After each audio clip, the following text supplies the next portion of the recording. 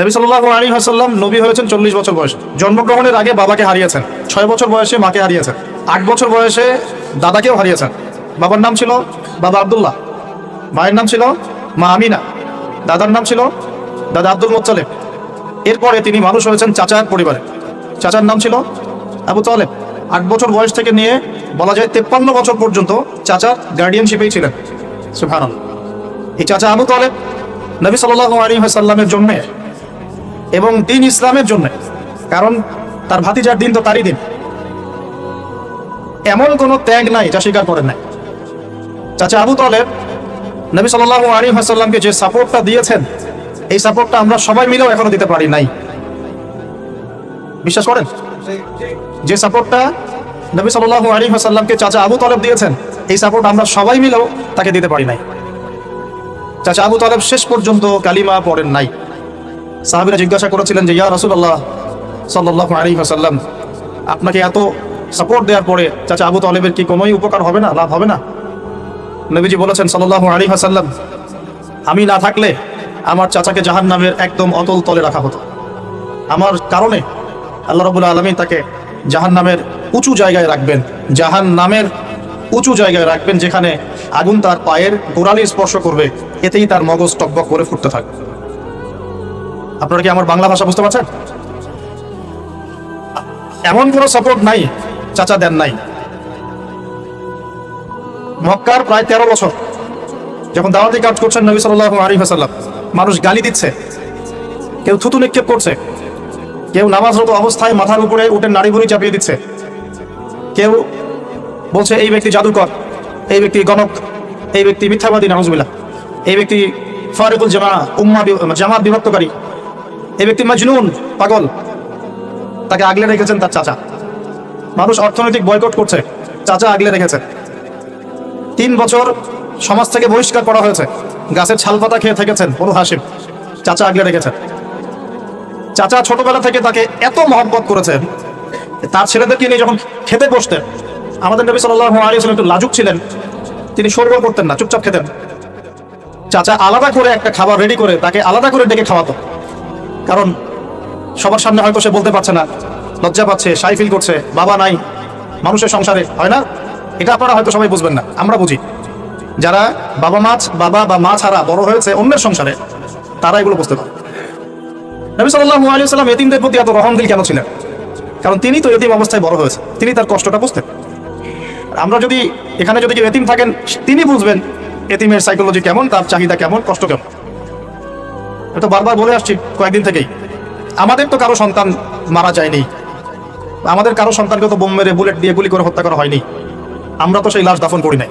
তাহলে আমরা কিভাবে প্যালেস্টাইনের মাজলুম ভাইদের আর্তনাদ আমাদের কান পর্যন্ত পৌঁছাবে? কিভাবে পৌঁছাবে না? পৌঁছালেও কলব পর্যন্ত পৌঁছাবে না। আমার সাথে তো এটা হয় নাই। তো ওই দিকে আমি পরে আসতেছি। চাচা আবু তালেব তাকে এত মহব্বত করেছেন, আমি ভাষায় প্রকাশ করতে পারবো। আর আমরা চাচা আবু তালেব সম্পর্কে অনেক সময় আলোচনা করি, কিন্তু তার চাচির কথা ভুলে যায়। তার চাচির নাম ছিল ফাতিমা। কি নাম ছিল? এই নামে তিনি তার মেয়ের নাম রেখেছেন। এই ফাতিমা, তার চাচি, নবী সাল্লাল্লাহু আলাইহি ওয়াসাল্লামকে আলাদা করে ডেকে খাওয়াতেন, মহব্বত করতেন। তিনি কিন্তু তার সন্তান না, অন্য কারো সন্তান। একজন মেয়ের পক্ষে অন্যের সন্তান মানুষ করা চারটাখানি কথা না। সতীনের সন্তানই সহ্য করতে পারে না, আর অন্য মানুষের সন্তান নিজের মতো করে মানুষ করা একটা মেয়ের পক্ষে এত সহজ না। তো এই কাজটা চাচি করেছেন। আমি একটা জায়গায় আসতে চাচ্ছি, এত কিছু করার পরেও, সমাজের মানুষের অত্যাচার, নির্যাতন সব থেকে ভাতিজাকে প্রোটেক্ট করার পরেও শেষমেশ তিনি কালিমা লা ইলাহা ইল্লাল্লাহ সাক্ষ্য দেন নাই। শেষ মুহূর্তে নবী সাল্লাল্লাহু আলাইহি ওয়াসাল্লাম বারবার বলছিলেন, হে চাচা, খালি কালিমা পড়েন, আমি আপনার জন্য আল্লাহর কাছে সুপারিশ করব। তো শেষে কি হলো? কালিমাটা পড়া হলো না? বারবার জিজ্ঞাসা করা হচ্ছে, চাচা আপনি কালিমাটা পড়েন, আমি আপনার জন্য আল্লাহর কাছে সুপারিশ করব। শেষমেশ তিনি বলেছেন যে না, আমি আব্দুল মুত্তালিবের ধর্মের উপরে থাকলাম। নাউজুবিল্লাহ। সারা জীবন সাপোর্ট দেওয়ার পরে কালিমা পড়ে মুসলিম না হওয়ার ফলশ্রুতিতে আল্লাহ নবীজি বলছেন আল্লাহ পাক তাকে জাহান্নামের উঁচু স্থানে রাখবেন। আমরা যারা মুসলিম পরিবারে জন্মগ্রহণ করেছি, আমরা বা আমাদের মধ্যে বেশিরভাগ মানুষ এখনো এই নিয়ামতের শুকরিয়া আদায় করতে পারি নাই যে আল্লাহ পাক আমাদেরকে মুসলমান পরিবারে জন্ম দিয়েছে, কালিমা পড়ার তৌফিক দিয়েছে। আমরা সহজে যা পেয়ে যাই তার মূল্য বুঝি না। আল্লাহ পাক যে আমাদেরকে আল্লাহ পাক কি আমাকে জিজ্ঞাসা করেছিলেন যে আবু তাহের নাম তোমাকে মুসলিম বানাবো না মুসলিম বানাবো? আপনাকে কি আল্লাহ পাক জিজ্ঞাসা করেছেন হে আব্দুল্লাহ আব্দুর রহমান তোমাকে মুসলিম বানাবো না মুসলিম বানাবো, তুমি কি চাও? আল্লাহ পাক আমাদেরকে জিজ্ঞাসা করেন নাই। নিজ অনুগ্রহে আল্লাহ পাক আমাদেরকে মুসলিম পরিবারে জন্ম দিয়েছেন।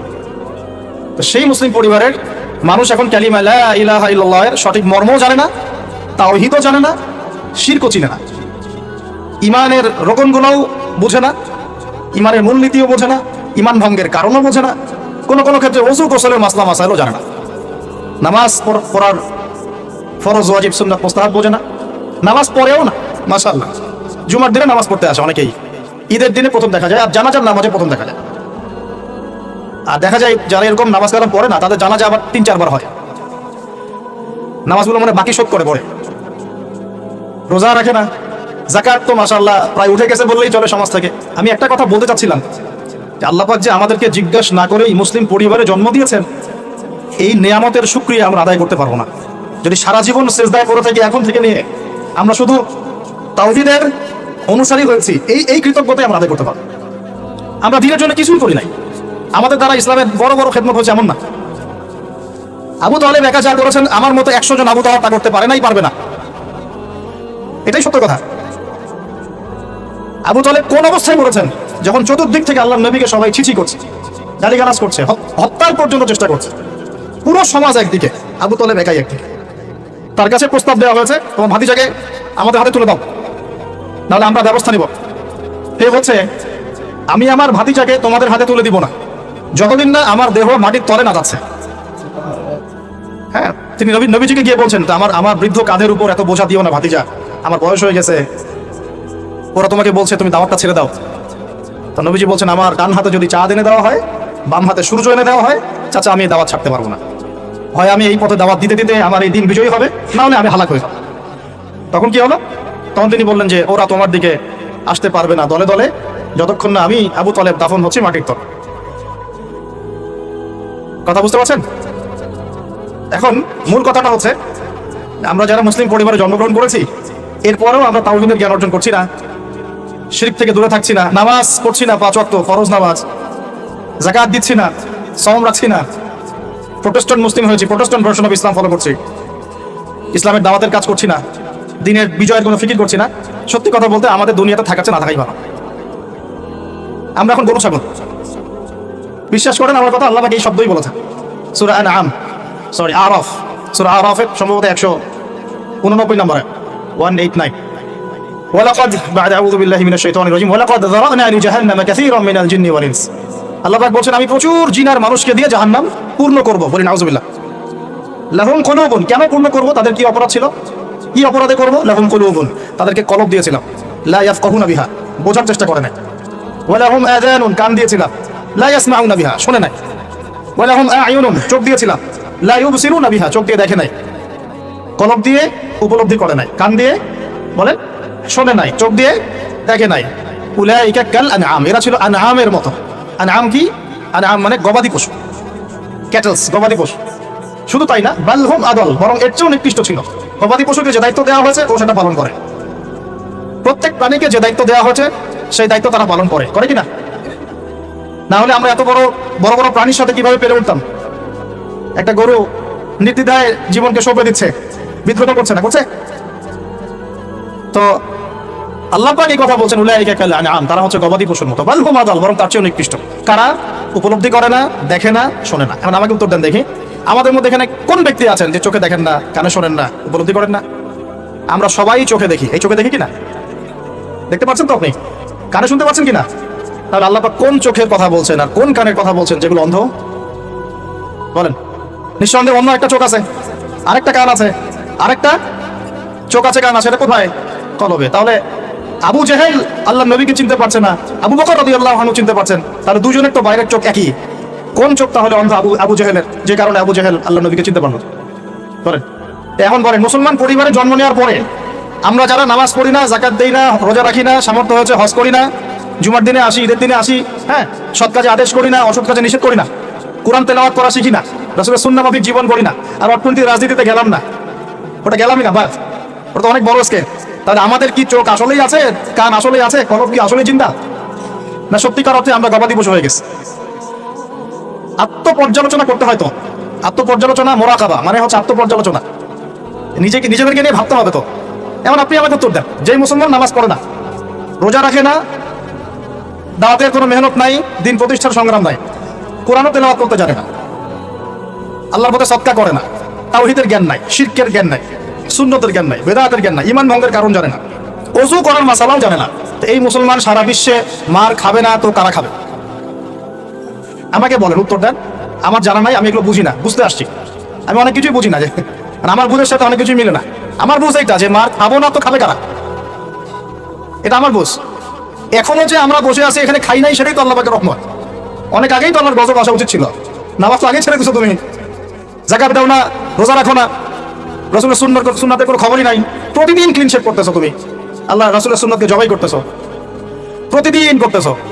বদরগঞ্জবাসীর জানা উচিত যে বদরের যুদ্ধ হয়েছে 2য় হিজরিতে। কত হিজরি? 2য় হিজরিতে। আল্লাহ নবী সাল্লাল্লাহু আলাইহি ওয়াসাল্লাম এই চাচার সংসারে মানুষ হয়েছেন প্রায় 53 বছর পর্যন্ত। এই চাচাই তাকে বিয়ে দিয়েছেন 25 বছর বয়স। তার আগে চাচার ব্যবসা তিনি সামলেছেন। ওই ব্যবসার এক কাফেলা খাদিজা রাদিয়াল্লাহু আনহার অর্থ ছিল। এই ব্যবসা দিয়ে তাকে টেস্ট করলেন, দেখলেন আমানতদার, সুদর্শন, মাশাআল্লাহ উন্নত চরিত্রের মানুষ, উন্নত রুচিবোধের মানুষ, আল্লাহ আমিন, বিশ্বস্ত। বিয়ের প্রস্তাব পাঠালেন, চাচা বিয়ে দিয়ে দিলেন তার সাথে, খাদিজা রাদিয়াল্লাহু আনহার সাথে। তখন তার বয়স কত ছিল? 25। তার বয়স কত? 40। আর আমাকে এই সেকুলার সমাজকে আমরা বলতে চাই, আমি বলতে চাই অ্যাটলিস্ট, মনে করেন কথার কথা যে আমার স্ত্রীর বয়স 40, আমার বয়স 25, কারণ আমরা একে অপরকে মহব্বত করি, ভালোবাসি, আমরা সংসার জীবনে হ্যাপি, সুখী, এবং আমাদের সন্তান সন্ততিও হচ্ছে। এমন না যে আমরা মেডিকেল সায়েন্সের ভাষায় এইদিকে আমরা অক্ষম। মহব্বত আছে, দুজন দুজনকে পেয়ে সুখী, একে অপরকে ভালোবাসি, সন্তান হচ্ছে। আপনার কোনো সমস্যা? আমি আমার এই ম্যারিড লাইফে আমরা হ্যাপি, আপনার কোনো সমস্যা? আমার স্ত্রীর বয়স 40, আমার বয়স 25। মনে করেন আমার বয়স এখন কত চলছে? 32-33 হবে আর কি, সূর্যের হিসেবে, কিন্তু বয়স কিন্তু ফিক্স হয় চন্দ্র হিসাবে, আমরা সূর্য হিসাব করি। এখন ধরেন আমি একটা বিয়ে করলাম, ধরেন ধরেন ধরেন তো স্ত্রীর বয়স মনে করেন 16 বছর। কত? মনে করেন 16 বছর। 16 বছর একটা মেয়ের কি হায়েজ হয়? হায়েজ হয়? হায়েজ বোঝেন? আচ্ছা, সে কি সন্তান জন্মদানে সক্ষম? সক্ষম। সে কি ম্যাচিউর, ফিজিক্যালি স্ট্রং?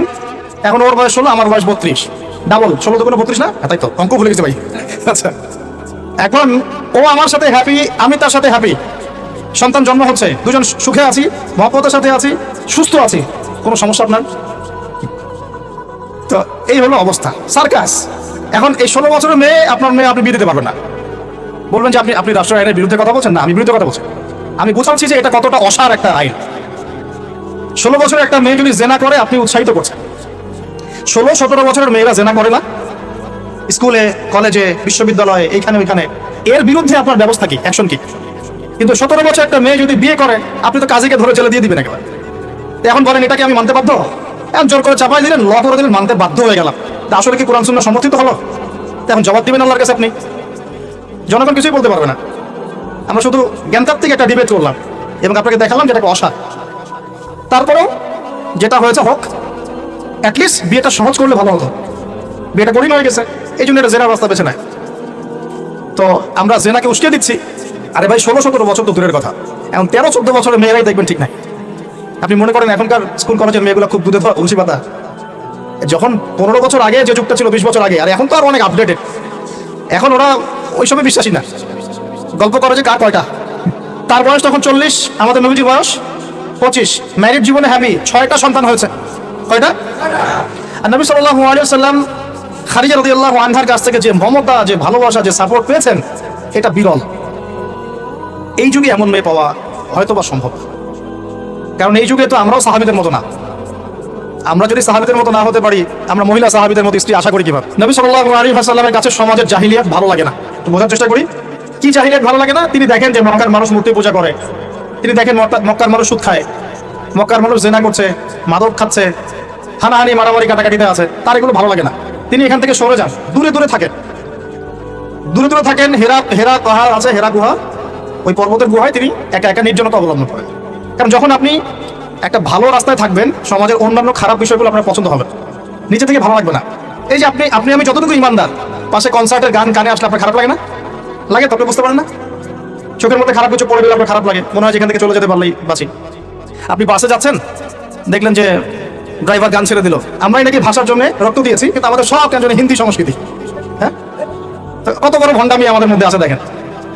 ভাষার জন্য আমরা লড়াই করেছি, জীবন দিয়েছি, গর্বের, এটা অবশ্যই আমাদের জন্য গর্বের। কিন্তু আমাদের ঘরে ঘরে এখন হিন্দি কেন? ঘরে ঘরে হিন্দি কেন? তাহলে আমরা কি এটা কি দিবস পালন করার বিষয়, না আদর্শ লালন করার বিষয়? কোর্ট কাছারি অফিস আদালত সবকিছু ভাষা হচ্ছে ইংরেজি, ওখানে বাংলা চলে না কেন? আমরা কি ইংরেজির জন্য যুদ্ধ করেছি? এই উপমহাদেশ 200 বছর শাসন করেছে ব্রিটিশরা, ওরা চলে গেছে, 200 বছর পিটিয়েছিল খুব আমাদেরকে, তারপর আমাদের বাপদাদারা যুদ্ধ করে ওদেরকে এখান থেকে তাড়িয়ে দিয়েছে। কিন্তু ওরা চলে গেলেও ওদের কোনো সুন্নত নিয়ে যায় নাই, ওদের সব সুন্নত দিয়ে গেছে। কোর্ট কাছারির সুন্নত দিয়ে গেছে, অর্থনৈতিক ব্যাংকিং সুন্নত দিয়ে গেছে, রাজনৈতিক সুন্নত দিয়ে গেছে, এমনকি পোশাক আশাকের সুন্নতও দিয়ে গেছে, এমনকি বাথরুমের টয়লেট ওইটাও দিয়ে গেছে। সবখানে এখন হাই কমন ব্রিটিশ ইংলিশ। ওরা কি আসলেই চলে গেছে আর আমরা কি আসলেই স্বাধীন? কে বলবে এগুলো আর কে ভাববে? আর মানুষ এগুলো কবেই পজিটিভলি নেওয়ার চেষ্টা করবে আল্লাহ ভালো জানেন। বাট আমরা বলে যাচ্ছি ইনশাল্লাহ একদিন না একদিন ইসলাম হবে ইনশাল্লাহ। আল্লাহ পাক যেন সহজ করেন এবং কবুল করেন। এখন কথা হচ্ছে যে তিনি দেখেন আরবের লোকজন সুদ খায়, মদ খায়, জেনা করে ইত্যাদিতে, তিনি একা একা থাকা শুরু করলেন। একা থাকতে থাকতে ওই সময় তিনি যেভাবে ইবাদত করতে পারতেন সেভাবে ইবাদত করেছেন। আগেও ইবাদতের কিছু সিস্টেম ছিল, কারণ আরবের মানুষরা দাবি করতো তারা হচ্ছে মিল্লাতে ইব্রাহিমের উপর আছে, বিকৃত, কিন্তু ওরা মনে করতো আমরা ইব্রাহিমের ধর্মের উপরেই আছি। এখন 40 বছর বয়সে নবী সাল্লাল্লাহু আলাইহি ওয়াসাল্লামের কাছে প্রথম ওহীটা চলে আসে। প্রথম ওহী কি ছিল ভাই? কোন সূরা? সূরা আলাকের কত নম্বর আয়াত? প্রথম আয়াতটা, প্রথম ওহীটা কি সংক্রান্ত ছিল? নামাজ পড়ো, রোজা রাখো, হজ করো, যাকাত দাও, মূর্তি পূজা করো না। কি বলেছেন আল্লাহ পাক? ইকরা বিসমি রাব্বিকাল্লাযী খালাক। হে নবী, কথাটা বুঝুন, হে নবী মুহাম্মদ সাল্লাল্লাহু আলাইহি ওয়াসাল্লাম, আপনি যেগুলো দেখে ব্যথিত, যে সমাজটার এই যে জাহেলিয়াত আপনি দূর করতে চান, যাদেরকে নিয়ে আপনি চিন্তাগ্রস্ত, আপনার কাছে ভালো লাগে না এই জাহেলিয়াতগুলো, এগুলোকে দূর করতে হলে আগে পড়াশোনা করতে হবে, জ্ঞান লাগবে। আগে কি লাগবে? ওই জায়গায় মুসলমানরা পিছিয়ে পড়ার কারণে আজকে এই অবস্থা হচ্ছে। দুজনের বুঝে আসছে, দুজন ঠিক বলছে। ওই ইকরা বিসমি রাব্বিকাল্লাযী খালাক, এই পড়াশোনা থেকে আমরা পিছিয়ে পড়েছি বলেই আমাদের আজকে অবস্থা হচ্ছে। বলছেন, এখন বলবেন যে আমরা তো পড়াশোনা করছি, সাক্ষরতার হার তো আমাদের 67, 77 এরকম আর কি। তো সত্যি কি পড়ছি? ইকরা বিসমি রাব্বিকাল্লাযী খালাক অর্থ হচ্ছে পড়ুন আপনার রবের নামে, যিনি আপনাকে, যেই জ্ঞান আপনাকে আপনার স্রষ্টার দিকে নিয়ে যাবে সেটাই তো জ্ঞান। এখনকার আমাদের জ্ঞানগুলো কি সত্যি আমাদেরকে আল্লাহর দিকে নিয়ে যাচ্ছে নাকি আল্লাহ থেকে দূরে সরাচ্ছে? তাহলে বোঝেন। এখন আপনি যদি বলেন যে তাহলে কি আপনি শুধু মাদ্রাসা শিক্ষাকেই সমর্থন করছেন, জেনারেল শিক্ষা সমর্থন করছেন না? আমি বলবো না, আমি নিজেও জেনারেল শিক্ষিত একজন মানুষ।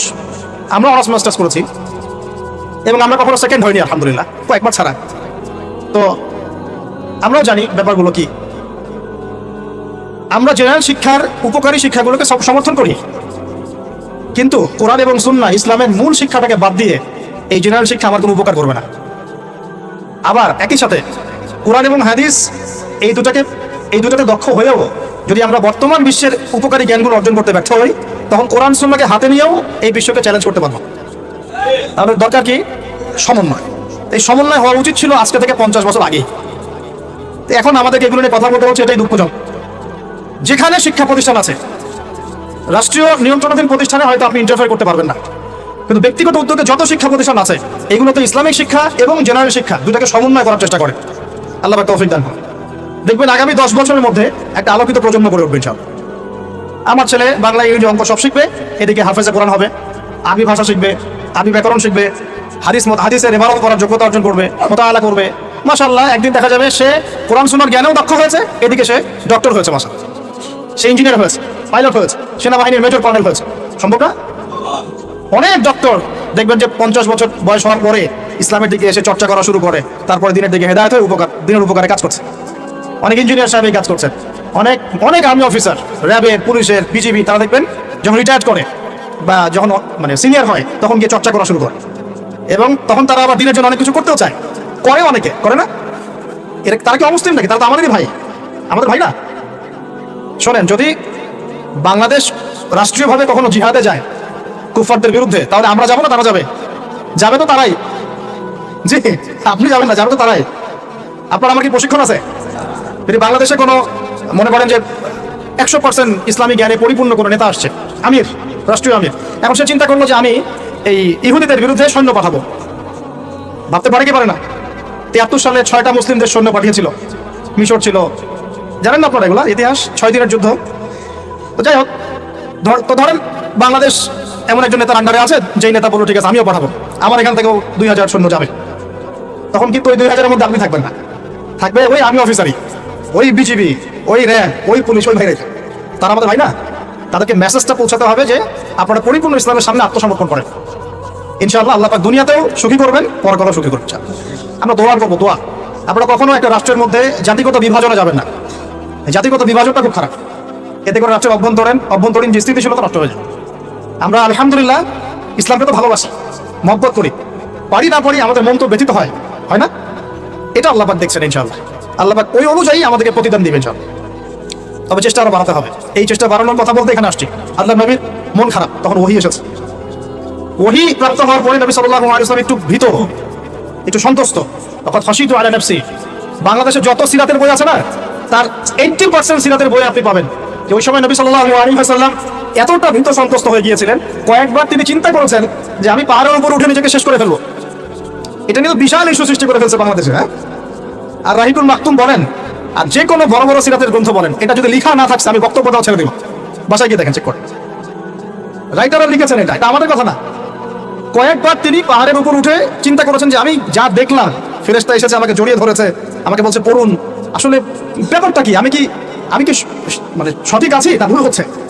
মানসিক একটা পেরেশানির মধ্যে তিনি ছিলেন। তখন কয়েকবার নিজেকে শেষ করে ফেলার চেষ্টা করেছেন। যখনই তিনি উঠেছেন তখনই জিবরাইল আলাইহিস সালাম সামনে এসেছেন। ইয়া মুহাম্মদ, আপনি পাগল নন, আনতা রাসূলুল্লাহ ওয়া আনা জিবরিল। হে মুহাম্মদ, আপনি পাগল নন, আপনি হচ্ছেন আল্লাহর মনোনীত রাসূল আর আমি জিবরাইল। আপনি বিচলিত হবেন না। আরো একদিন আবার জিবরাইল আলাইহিস হাজির। এভাবে হতে পারে তিনি আশ্বস্ত হলেন যে হ্যাঁ আসলে যা হচ্ছে সব সঠিক। এটা কি একটা বড় পাওনা না? এরপরে তিনি বাসায় আছেন, বেশ কয়েকদিন ওহী আসা বন্ধ আছে। আল্লাহ পাক প্রস্তুত করছেন তাকে, কারণ ব্যাক টু ব্যাক ওহী আসতে থাকে, একটা ওয়েট আছে, নেয়ার মতো ক্ষমতাকে তৈরি হতে হয়তো। দ্বিতীয় ওহীটা আসছে, এটা আমি একটা আলোচনা কাজ করে সামনে যাব। তিনি কম্বল দিয়ে ঘুমিয়ে আছেন, আল্লাহ পাক ওহী পাঠালেন। যখন ওহী পাঠাচ্ছেন, খাদিজা রাদিয়াল্লাহু আনহা দেখছেন যে নবী সাল্লাল্লাহু আলাইহি ওয়াসাল্লাম একটু অস্বাভাবিক আচরণ করছেন। তিনি বলছেন আপনি শুয়ে পড়েন, রেস্ট নেন। নবীজি বলছেন আমার এখন রেস্ট নেওয়ার সময় নাই। আল্লাহ পাক আমাকে বলেছেন ইয়া আইয়ুহাল মুদ্দাসসির, হে কম্বল আবৃত রাসূল, কুম, উঠে দাঁড়ান, ফানজির, মানুষকে সতর্ক করেন। তো কুম ফানজির অর্থ মানে এই না যে বিছানা থেকে উঠে মাটিতে দাঁড়ান, মানে হচ্ছে আপনার কাছে যা আসছে এটা সত্য, এটা দ্বীনে হক, আল্লাহর পক্ষ থেকে আসছে। অতএব আপনি এই সত্যের বাণী নিয়ে সমাজের মধ্যে দাওয়াতি কাজে নেমে পড়েন। ফানজির, মানুষকে সতর্ক করেন। ওয়া রাব্বাকা ফাকাব্বির, আপনার রবের তাকবীর পাঠ করেন। ওয়া সিয়াবাকা ফাতাহির, আপনার কাপড় পরিচ্ছন্ন রাখেন। কাপড় মানে শুধু বাইরের পোশাক না, ভিতরের হৃদয়ের পোশাকটাও। ওয়া রুজা ফাহজুর, যত অনর্থক বিষয় আছে ছেড়ে দেন। ওয়ালা তামনু তাস্তাকসির ওয়া লিরাব্বিকা ফাসবির, কিছু পাওয়ার আশায় আপনি কাউকে সাদকা করেন না, কারোর কাছে কিছু পাওয়ার আশায় আপনি সাদাকা করেন না, বরং আপনার রবের জন্য আপনি সবর করেন। কত গভীর কথা! এটা নিয়ে কিন্তু আলোচনা খুব বেশি হয় না। আমরা আলোচনা করি প্রথম ওহীটা কি ছিল, এটা দ্বিতীয় ওহী ছিল। উঠুন, সতর্ক করুন। আপনি যা ভাবছেন এরকম কিছু না, আপনি নবী, আপনি শেষ নবী। এই মহাবিশ্বে আপনার মতো কোনো নবী আসে নাই। আপনি সর্বশ্রেষ্ঠ নবী, আপনি সর্বশ্রেষ্ঠ আখলাকের অনুসারী, আপনার উম্মত হচ্ছে সর্বশ্রেষ্ঠ উম্মত। আপনি উঠুন, মানুষকে সতর্ক করুন, কাপড় পবিত্র রাখুন, অনর্থক বিষয় ছেড়ে দেন, আল্লাহর জন্য সবর করেন, আল্লাহর জন্য তাকবীর পাঠ করেন, বলেন আল্লাহু আকবার। এই শুরু হলো মিশন। এই মিশন শুরু হওয়ার পরে 13 বছর, কয় বছর ভাই? 13 বছর মক্কায় তিনি প্রথম 3 বছর গোপন দাওয়াত দিয়েছেন, তারপরে প্রকাশ্য দাওয়াত দেওয়া শুরু করেছেন। এই প্রকাশ্য দাওয়াত যখনই দেওয়া শুরু করেছেন, ব্যাস সমাজে কনফ্লিক্ট লেগে গেল, হক আর বাতিলের লড়াই। তিনি যাদেরকে নিয়ে দাওয়াত দিচ্ছেন, আবু বকর সিদ্দিক, ওসমান বিন আফফান, আব্দুর রহমান বিন আউফ, তালহা বিন উবাইদুল্লাহ, সাআদ ইবনে আবি ওয়াক্কাস, বেলাল ইবনে রাবাহ, আব্দুল্লাহ বিন মাসউদ, এরকম সাহাবী 40 জন বা 80 জন। আর নিজের ঘরে আছে স্ত্রী আলী ইবনে আবি তালেব, যায়েদ ইবনে হারেসা, জাফর বিন আবি তালেব। আর এই দাওয়াত যখন চলতে লাগলো, সমাজের মানুষ প্রকাশ্য রূপ যখন ধারণ করলো, এই পক্ষে আছে আবু জাহেল, আবু লাহাব, উতবা, শাইবা, রাবিআ, আশরাক বিন শারিক, এরকম কিছু মানুষ। ঠিক আছে, এমন কনফ্লিক্ট যে এটা কিছুতেই মিউচুয়াল হচ্ছে না, কিছুতেই হচ্ছে না। সিরাত পড়তে হবে আপনাদেরকে, একটা লেকচারে সবকিছু তো বলা যাবেই না, সময় আমাদেরকে অ্যালাউ করবে না, পাশাপাশি আমারও এনার্জি কুলাবে না। ঠিক আছে, এমন কোনো কষ্ট নাই যা তাকে দেওয়া হয় নাই, সাহাবীদেরকে দেওয়া হয় নাই। অর্থনৈতিক বয়কট, উত্তরাধিকার থেকে বঞ্চিত করা, বাড়ি থেকে পিটিয়ে বের করে দেয়া, হ্যাঁ, উল্টা ঝুলায় লটকায় রাখা আমাদের রিমান্ডগুলোর মতো, শারীরিক নির্যাতন, মানসিক কষ্ট তো আছেই, তো মানসিক কষ্ট তো আছেই, বলার তো আর অপেক্ষা রাখে না। তারপরে কেউ বেচাকেনা করবে না, চলাফেরা করবে না, সামাজিক বয়কট, রাস্তা দিয়ে গেলে মানুষ টিটকারি মারে, এই যে পাগল যাচ্ছে, এই যে জাদুঘর যাচ্ছে। ব্যাপারটা বোঝার চেষ্টা করেন। মানে এমন কোনো নির্যাতন নাই যা করা হয় নাই। আমি ক্ষুদ্রকারে দেখেছি প্রায় 14 বা 15 বার আল্লাহ নবী সাল্লাল্লাহু আলাইহি ওয়াসাল্লামকে হত্যা করার চেষ্টা করা হয়েছে। প্রায় 14-15 বার তাকে হত্যা করার চেষ্টা করা হয়েছে। আর তাকে সারা জীবনে প্রায় এরকম 15-16টা গালি খেতে হয়েছে। সারা জীবনে কাকে খেতে হয়েছে? যে মানুষের আগেও কোনো গুনাহ নাই, পরেও কোনো গুনাহ নাই, যিনি সব কষ্ট করছেন শুধু উম্মতের জন্য। কারণ তিনি তো মাকামে মাহমুদে যাবেন, জান্নাতুল ফিরদাউসুল আলায় যাবেন। তার কি নিজের জন্য এই কাজগুলো করা? 13টা বছর যখন মক্কা এইভাবে নির্যাতিত হতে হলো, এই যে বলা হচ্ছে সাহাবীদেরকে গলায় দড়ি দিয়ে রাস্তায় হেঁচড়ে নিয়ে আসা হয়েছে, উত্তপ্ত বালুর মধ্যে শুয়ে উপরে পাথর চাপা দেওয়া হয়েছে, আগুনের কয়লা জ্বালিয়ে দেওয়া হয়েছে, উপরে শুয়ে দেওয়া হয়েছে, গায়ের চামড়া এবং গোশত, চর্বি এগুলো গলে গলে কয়লা নিভে গেছে। আমরা কি ইমাজিন করতে পারি?